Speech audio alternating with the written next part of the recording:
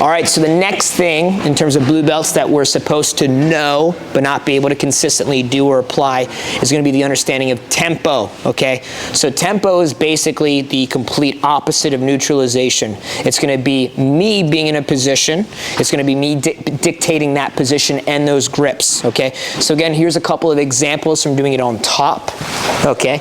And we're going to kind of play double up here, okay? So Dennis has tempo in this position. I can't pass from here, right? He's got a hip clamp. If I wanted to move forward, I couldn't. Here's my underhook. He creates space. I can't pass, right? So what I'm going to do first is that since I didn't pick this position to pass, I'm going to neutralize it. Now it's neutral.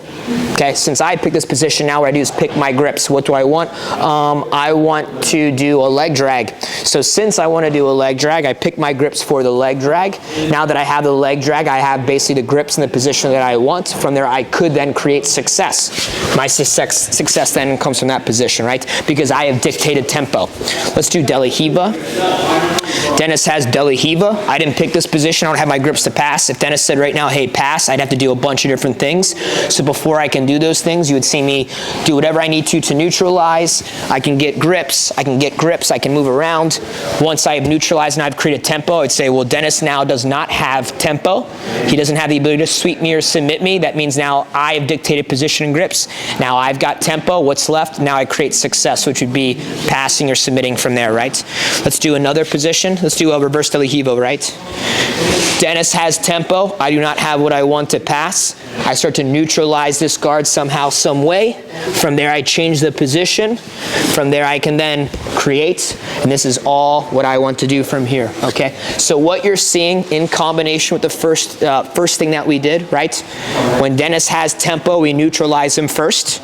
Now we have the ability and the choice to then create the positions that we want. That's going to be called tempo.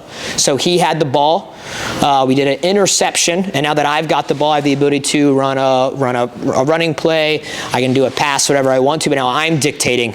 If Dennis attempts, while I have tempo, to sweep me or submit me, which is very common, especially at lower belts, what'll happen is it makes things worse for him, and we're going to talk about this right now, right? Let's like hold my sleeve when I'm passing for leg drag, right? Here's a great example, okay? We're in Deli Hiva, okay? I go to break this down. I come to this position. If Dennis grabs that sleeve and my collar, for example, and he's trying to use this to sweep, okay? He's trying to pull me, he's trying to sweep, but I'm dictating position. It's incredibly challenging, and I'm not going to make that mistake. But the longer he tries to have that success while I keep going forward, the worse the next position is going to be. And now I've used those grips against him because he didn't understand that I had tempo. The longer he tries to score without having the ball, the worst things that are going to happen to him, right? So that's the key of what we're doing. So when we ask our white or blue belt, white belt's getting ready for blue or blue belt's already blue belts, and we're in that position, I say, hey, who dictated position?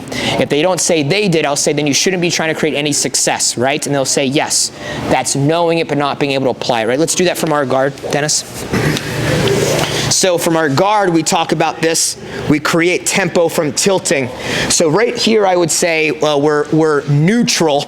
I don't have what I need to sweep. So what you'll see me do is create a position and tilt. Now I know from here, Dennis is not passing. He's not submitting me from here. He's not passing the guard. If I understand that, I've created tempo. What you'll see me is I'll whip this side. I'll come back. I'll whip to that side. What you're seeing me is actively playing guard, not sweeping or submitting, but I've created tempo. And now what you'll see is that because I have that tempo, we'll go back one more time, it's going to be easy for me to start sitting up and setting up my sweeps and my submissions, okay? So you can see it from guard, you can see it from passing, you can even see it from dominant position. Tempo is dictating grips, angle, any type of thought process, that's tempo, okay? At lower belts, you usually see both people either with no tempo fighting like this, or one person with tempo, the other person still trying to fight them. It's hard to see.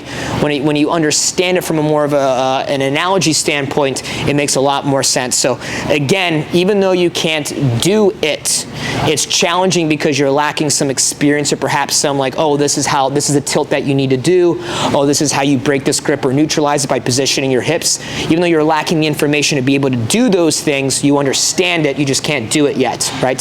So that would be our blue belt definition of tempo, knowing what it is, but we can't apply it.